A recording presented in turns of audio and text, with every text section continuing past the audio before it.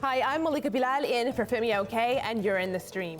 Today, when Black Lives Matter, what matters to Asian Americans? And we're asking this question today, Omar Madar, digital producer, because of unusual protests that erupted across the United States after the conviction of an Asian American police officer in the death of an unarmed black man. And I know this is playing out online in so many different ways. What are you seeing? Absolutely. It all happened last week. It was with the conviction of Peter Liang, which has turned into a racial flashpoint for Asian and black communities. Online, there are three major hashtags that are trending. There's Justice for Liang, there's Justice for Akai Gurley, who was the victim of the shooting, and then there's also Asians for Black Lives, which is for interracial solidarity.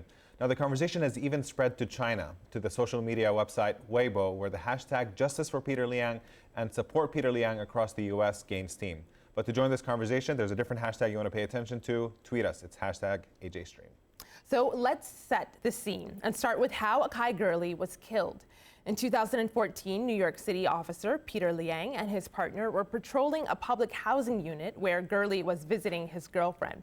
And I'll use this News Direct animation to help explain what happened. Liang opened the door to a darkened hallway and fired his gun. The bullet shot down the stairs, ricocheted off a wall, and hit Gurley in the chest. Now, Liang says he shot accidentally. Prosecutors say he handled his gun recklessly and barely tried to help Gurley. The jury agreed with prosecutors. Liang faces up to 15 years in prison for manslaughter and official misconduct. He's the first New York City police officer in a decade to be convicted for a shooting in the line of duty, a rare sign of accountability in an era where police go largely unpunished for killing unarmed black men. But Asian Americans say if Liang were white, he wouldn't be going to prison. Tens of thousands rallied across the U.S. demanding justice for Liang. So what does this mean for Asian American political power and race relations? Well, with us to discuss, Tom Fong is an active member of the Chinese American community here in Washington, D.C. In San Francisco, California, Jerry Chan is a community organizer. In New York, Helena Wong is also a community organizer. And in Monterey Park, California, Felix Huang is a writer. Welcome everyone to the stream. Well, Jerry, I'll start with you. What prompted you to help organize a rally in New York in support of Peter Liang? Peter Liang case is a very tragic case. You know, I felt sorry for both sides of the family.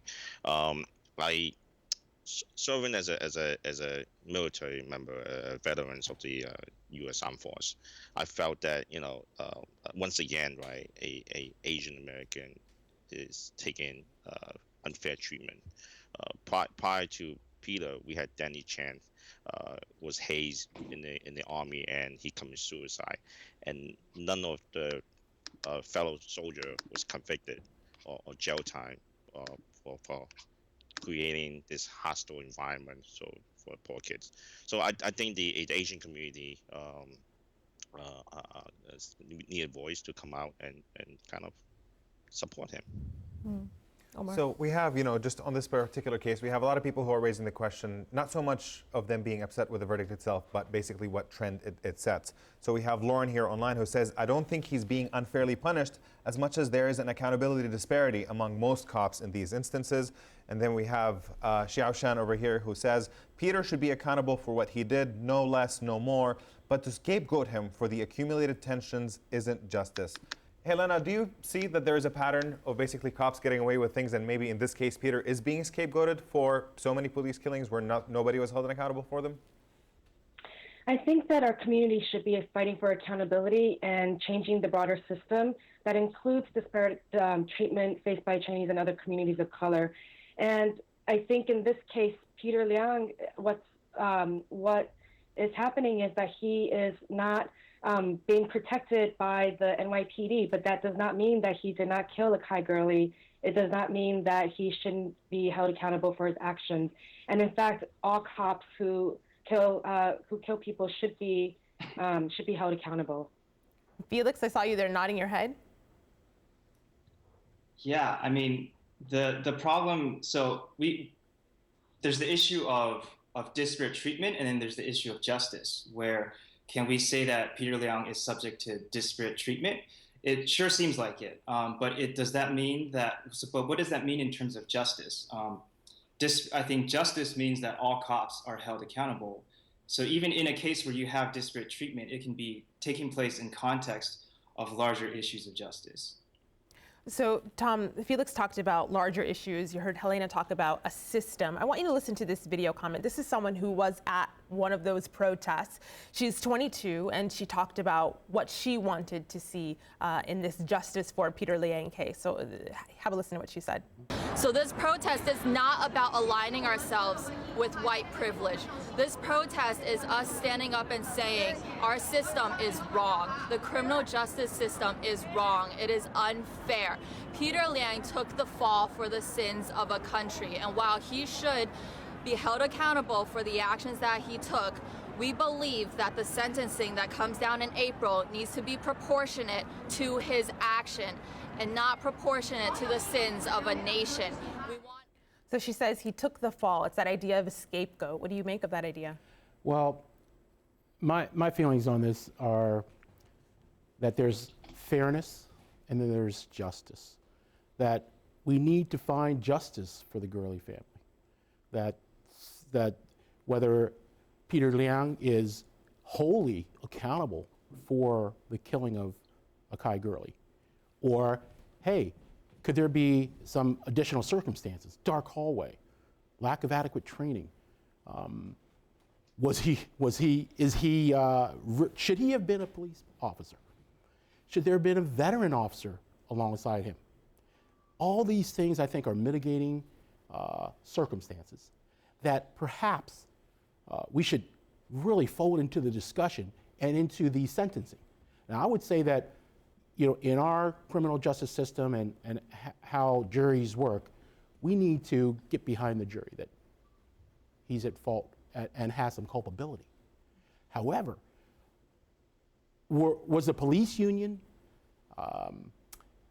as aggressive, coming to Officer Liang's aid as they would have been with a non-Chinese or white, black, or even Hispanic officer?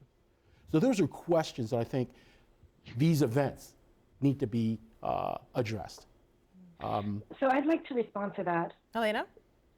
Yeah, I feel like there are clear disparities that may exist between the way that Liang was treated by the NYPD and his police union and other officers, but that doesn't absolve him from responsibility for his actions. And in fact, what it does highlight is that the NYPD has not provided the privilege of protection that they offer to white cops to avoid responsibility and accountability all these years. It's obvious, it's clear to me that that we know that the system is flawed, it's racist, and that Peter Liang didn't benefit from the racism, but that doesn't mean that an injustice was done. You know, because Peter Liang had his gun drawn without cause. He had his finger on the trigger. It doesn't make sense that that these other arguments around mitigating circumstances take precedent over his actions. And I think that it's really it's misdirecting, and it really does a disservice to justice when we're bringing in these other arguments that cloud actually what the broader picture for justice is.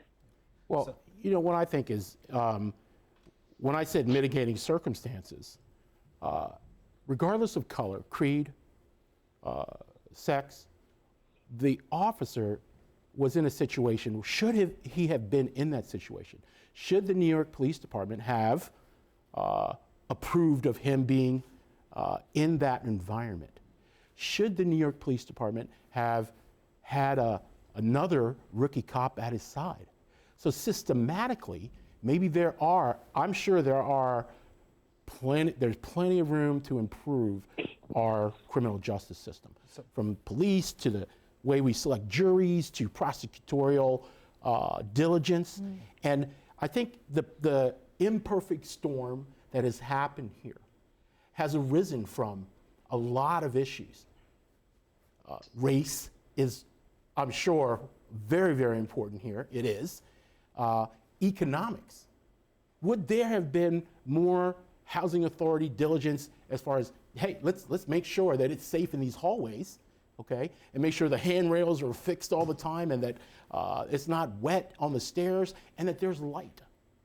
Tom? So one of we'll get to you in just a moment because we want to get to our online community who are raising a bit of a different question on how this has all been portrayed really by the media. We have Heidi Yu, who's sympathetic to Peter Liang, says the media should try to tell the public the whole story instead of misleading by selective reporting to create hatred. Goes on to say there are misunderstandings, twisting of the facts of what happened that night, and many are misled with law terms like manslaughter, which is what he was convicted of, in her view, basically misleading people from knowing that it was an accidental shooting. On this particular note, Jerry, I want to ask you what you thought of media coverage of this and public perceptions of it, and then more pointedly, what did you personally think of the verdict itself? So the media, right? Every media have their own opinions and stuff. Everybody write a little bit different. I agree with the person that treated this. You know, they should tell the whole story about this, right? They should tell about the darkened stairwell. They should tell them that what happened that night. Let the people hear about what's going on. The verdict, you know, I think that this is kind of unfair for a rookie cop. Maybe getting a 15-year life sentence in jail for something that was an accident. Wow, do I agree that Peter should not get any punishment for this? Well, it depends, right? You know, he did something wrong, but guess what? Why is Peter a rookie cop? Going to jail while the other guy from Staten Island choke a person on video. Right, and you're referring, I'll show people what you're referring to, and that is the case of Eric Garner. You can see on my screen here, this is how some newspapers were covering that case at the time. This is the choking death of Eric Garner, who was an unarmed black man in New York. A grand jury did not indict the white officer in that case, who was seen caught on video executing a chokehold, and yet there was no indictment there. So, Felix, you see this nuance there, these two prongs. Is it possible to believe that, yes, there should have been an indictment in this case and should have been a conviction, but also wonder why was this officer at this time convicted and not in other previous cases? Right, I think that's totally possible. And, you know, I do want to acknowledge that this is a very charged issue. It's an emotional issue. You know, for a lot of us who are ethnic Chinese, when we see Peter Liang, we see someone who could be ourselves or a relative. But I think, to Tom's point of the mitigating circumstances, and I think he raises excellent points about, you know, why was a rookie cop there in the first place? You know, he didn't receive CPR training, and we can even trace it back to this practice of vertical patrols, which is a racist practice that takes place in public housing projects in New York, and we can even push it further back to broken windows policing. So yes, there are mitigating circumstances where this individual, Peter Liang, we could say was caught up in, but that doesn't mean he wasn't an active part of it as well. So with regards to the idea of this being an accident, I mean, this is a terribly flawed analogy, but it would be like, okay, we say he's a rookie cop, we say he didn't get training, and we say he's caught up in these mitigating circumstances. I mean, this is somewhat analogous to someone who maybe is a 17-year-old driver who got caught up in underage drinking and then killed someone while driving under the influence. You know, they're caught up in a myriad of circumstances, but there's still individual responsibility. Yep. So I think. Yeah, we have some conversation here coming in online also from Annika, who's raising the issue of basically the generational divide here, or potential one, saying those who protested in support of Peter Liang were mostly first generation. Those who just condemned him and moved on were raised here and remember the lessons of the so-called yellow peril. She says yellow peril or terror was the fear in the early 1900s of Asians being dangerous in Western culture. Helena, on that particular note, do you see kind of a generational divide here, and maybe young people have a different idea of what it means to integrate within the U.S. mainstream and to basically be willing to raise their voices in a way that maybe earlier generations were more squeamish of? I think that around this question, I would say that it's I wouldn't couch it in terms of kind of culture or generational differences. I think that Asians in the U.S. have been very active politically since there have been Asians in the U.S. And I would actually argue that they've always been politically active. I do think that, and then also Asians coming from Asia also are active in their home countries, right? And so I think that there's something about coming to the U.S. where there are challenges in being able to participate politically, from always being seen as outsiders, language barriers, real kind of social and economic conditions that prioritize surviving in this country, that it has looked differently, but that Asians are continue to be active. Asians are active around preserving public housing. They're active around fights around gentrification, displacement, around policing, and so I don't see it as an intergenerational difference. And when you were saying that, Felix was nodding his head, but I want to show something on my computer, and this speaks to what that tweet said, Omar, about the yellow peril, which of course is a derogatory term that was used. Tom, there's this picture. This is a political cartoon from the 1800s, 1869. It's difficult to look at with today's views and looking at it through the lens of today, but you had Thomas Nast depicting how Asian Americans, Chinese Americans in particular, were seen. You see the ponytail, you see exaggerated features, and you see someone whipping and pulling that ponytail. Your family has been here for generations. Did they ever feel or were they the brunt of some of that anti-Asian sentiment that was present? My grandfather came to this country in 1894. So we've been here over 120 years. And I was raised in his Chinese-American, very modest Chinese-American restaurant in Washington, D.C. He would take me around showing me how to fix certain things and run the restaurant. But what caught my attention was when he would take a few minutes and tell me stories about his childhood and his life. And one of the stories that he told me that continues to resonate was back in the earlier days of his American life. He still wore the queue, the long hair, which we saw on that cartoon. That queue stayed on him for years while he was in America. And he told me, you know, the white devil would yank my queue daily. Every day I would have that queue yanked. And I was like, what? Like, Gong Gong, why didn't you beat them up? I'm 7 or 8 years old. He's telling me the story. It's horrifying. And he said, with a stern look, boy, if you ever raise your hand to the white devil, if you looked at him wrong, they would surround you with their friends and they would stomp you to death. They would kick you. They would push you to the curb, and that's where you would lay for 2-3 days until one of your brothers, friends, would have the gumption to come out in the middle of the night and retrieve your body and give you a proper burial. I was aghast. Wow, that's when I fully realized what the sacrifice was. He brought it down to real terms. And from that, I kind of kept it to myself for 25, 30 years. Wow. And I started speaking to my brother and said, hey, did Gong Gong tell you these stories? No, he told you. And so I really realized that, yes, it was yellow peril. And that Chinese men, because it was exclusionary times, were not able to bring their families. So they were in a unique situation where they did not have a voice. And many of them, because of exclusionary laws, found other ways to get into the country. And I have the ID cards of your grandfathers on my screen here. So tell us, which one is the grandfather you were just talking about? That is the one on the top. And on the card, it shows that he's a son of a merchant. And that was one of the, recently on NPR, talked about, a lot of the Chinese who came to America said, claimed that they were sons of merchants, that they ran restaurants. And so my grandfather's card shows that he was a returning merchant, son of a merchant, and that he was a laundryman. So it was either laundryman or restaurateurs. Right. Okay. But that card is very significant in that it allows us to have the discussion about what the pain was.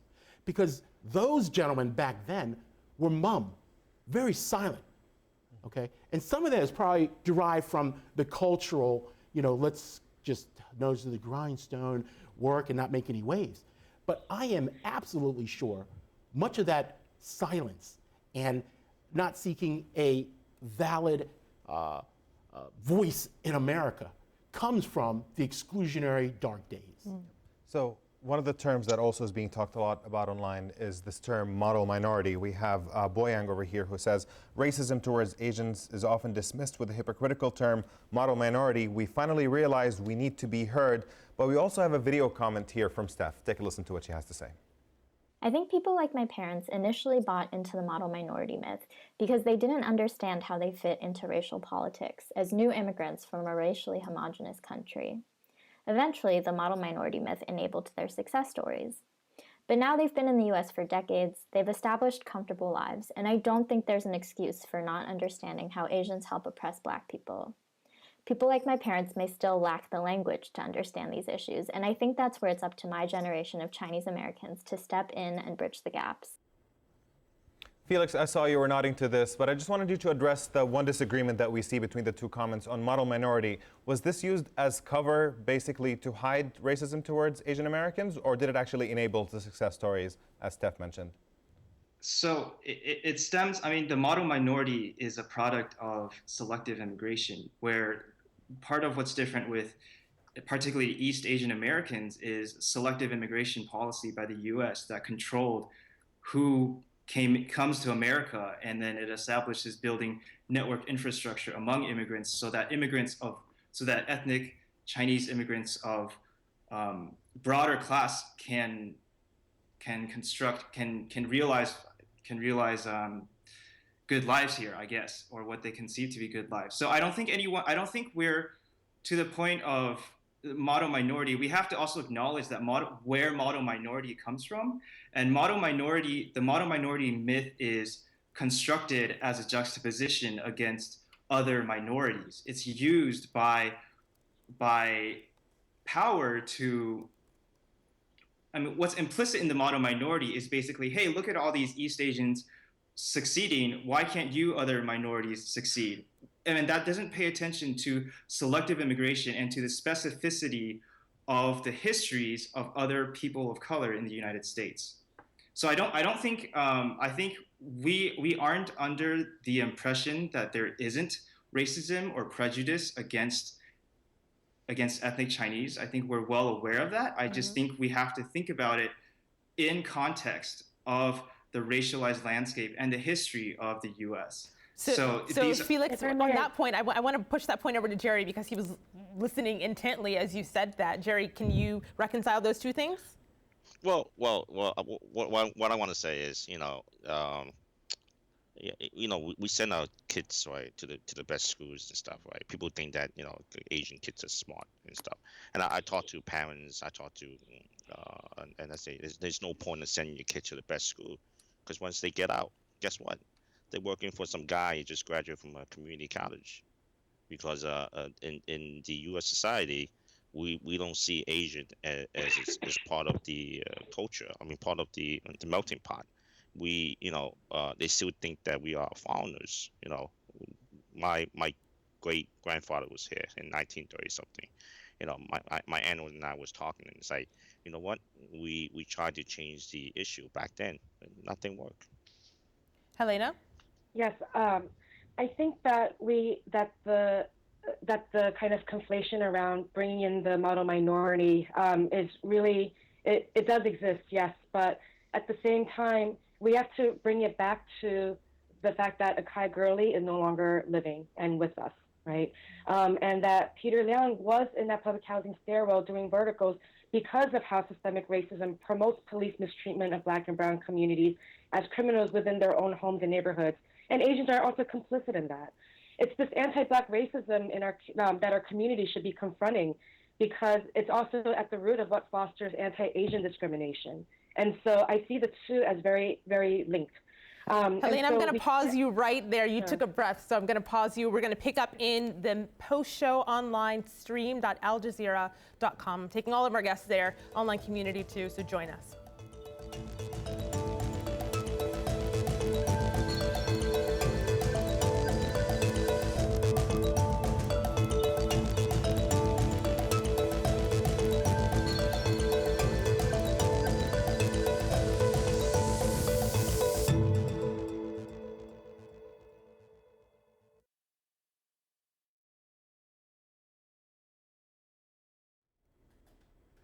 Welcome back. This is the Stream's exclusive online post show. We're talking about Asian American political power. I want to get back to a point that Helena Wong was making before I had to pause you so we could enter into the post show. Helena, go ahead.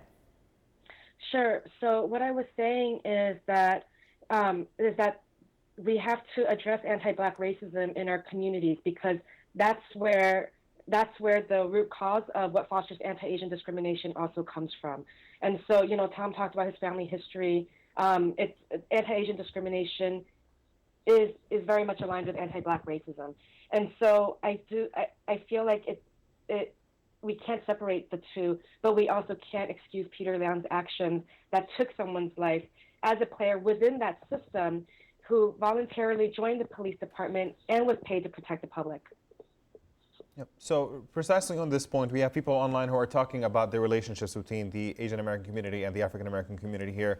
We have Manas over here who says the relationship between the two communities is generally good, but the two communities do not come into much contact. On the other hand, we have Mark over here who says we have decades of ongoing solidarity work that is often obscured by the popular Black-Asian conflict trope. However, he goes on to agree with Helena over here, saying we need to make space for addressing anti-Black and anti-Asian racism in the U.S. in those respective communities. Tom, from your perspective, do you have a sense, of what those relationships are like, or at least in your community, what you think those relationships are? I was raised in a poor Black neighborhood. That's where my grandfather's restaurant was at. I played in the alleys with Black kids, Hispanic kids. And gentrification does enter another ball into the whole scenario.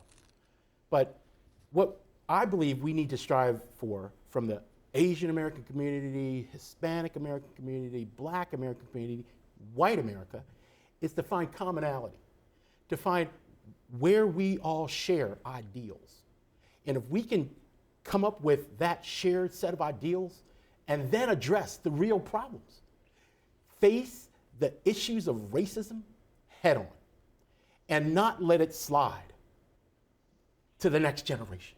And that's really what the silver lining, if there is one here, is that we are starting to have a real hard look and discussion about race in America. And it's not just black and white. It's yellow, it's gray, it's purple, all of it. And we need to do it now. Jerry, you're nodding your head there. Yeah, I agree with Tom. Right, I grew up in Coney Island, which is a Black neighborhood too. And when I tell people I'm from the ghetto, people really don't believe it until I tell them my address. So I tell people this all the time. When I was in the military, right, I only see one color. It's green, because we all wear green, right? So in take back to the protests, right? The rally we had a couple of weeks ago. I was very happy that there's so many people came out. You got old, first generation, second generation, even third generation came out. People were calling me and asking me, should they take the kids out of daycare and bring them to this event? I said, sure. But the thing that upset me during the event was there was about 25 folks that came in and was harassing the Asian folks, making the eye thing and calling them chinks, right? Mm-hmm. I think that was we're there for one thing, right? We're not there to try. So what were those protesters there for? Were they there specifically to troll, for lack of a better word, and to make racist gestures, or what? Why were they there? Well, they was from the CAF, the Helena's group, and they were there. I understand they had to speak about Kigori stuff. I understand that, right? But we were very peaceful. I was hoping they were peaceful too until they stepped in. You should see some video online that a couple of the protesters actually took a swing at the Asian protesters. So I'll let Helena respond there. Helena. Yeah, I don't believe that our folks would do that. I don't know who you're talking about, because our members are Asian. Our supporters very much believe in fighting anti-Black racism and anti-Asian discrimination, and there's no way that our folks would have done that. I have no idea who you're talking about. I think I remember seeing a video of it was Black Lives Matter counter protest of maybe a couple dozen folks, and yes, it's a heated subject, and I do remember seeing also one of the Black Lives Matter protesters making the very derisive chinky eyes and flipping the bird, but one individual doing that doesn't bring that issue, doesn't put that issue away, and we got to find commonality. Right. We got to say, hey, let's fix this criminal justice system so that all people who are affected can find fairness and justice. And we agree, yes, I grieve for Akai Gurley and their family. I feel that they need to get a check from New York, the city, from the police department, from the housing authority. But let's seek fairness, let's seek justice. So in the spirit of commonality, and because we mentioned Black Lives Matter's protesters, I want to show a video of another one. This is a protest that happened in Chicago and then sparked a counter-protest by Black Lives Matter's activists. Take a look at what one of them was saying. No one, absolutely no one gets a free pass at killing young black people. Nobody, he was killed. Akai Gurley was killed by this police officer, and nobody gets So you can hear her saying Akai Gurley was killed, trying to bring the issue back to that. And you see that the signs in the background say accident, not manslaughter. So she's in the midst of a pro-Peter Liang protest. But picking up on what Tom said about solidarity and about commonality, Felix, do you think that this could lead to even greater coalition building, groups working together, minority groups particularly? I think it could. I think what's really important is where we go from here. And I think we need to, for ethnic Chinese, I think we need to think long and hard about what issues we choose to mobilize and what issues we choose to rally around, especially in the context of the specific anti-Black and anti-Indigenous racism that has shaped America. Because when we choose to rally around Peter Liang, we are not making a neutral statement. We are making a specific statement in the context of racialized US history. So I think it's totally possible to feel sympathy for Peter Liang and his family without making this the issue we choose to mobilize around. So I think as far as commonality goes, there can be no pie in the sky racial solidarity unless we reckon with the specificity of anti-Black and anti-Indigenous racism, because that's what this country was founded on, and that's what shapes the current conditions of this country. Felix Huang, great place to end this conversation. Of course, it will continue online. I see you smiling there, Jerry. I know there's probably more to say. You can say it online. Use our hashtag. You'll get a Twitter handle, Jerry. Use our hashtag AJStream. I want to thank all of our guests who joined us today, Tom, Helena, Jerry, and Felix, and of course our community. I want to give the last word to our community, Omar. Sure. On the role of what the Asian American community should play in the Black Lives Matter movement, we have Thora over here who says a role that remembers both their historical ties and emerging ties to the community. It's complex and worth remembering. And I'll leave you with this quote from Sifan, who says this, on this whole issue, 140 characters is not enough space to discuss this complex issue, but legitimate reasons for both Liang and Gurley sides to feel the way they do. I like the 140 characters. That's why we had a whole show. We'll see you next time.